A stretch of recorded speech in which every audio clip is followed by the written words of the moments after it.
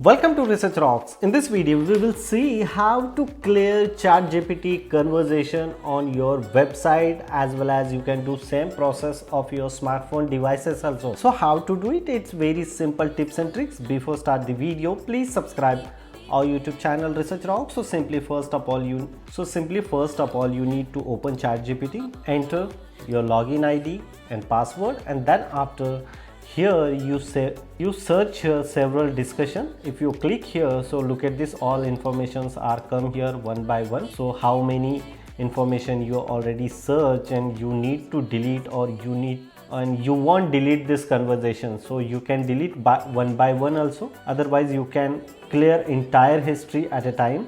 Simply clear conversation, click, and after that wait couple of seconds. So entire history is a clear. Confirm clear. Yes. So look at this here, entire conversation is delete here. It's very simple tips and tricks. If you really like this video, so please hit the bell icon, share this video and subscribe our YouTube channel Research Rock. Till then, Jai Hind, Vande Mataram.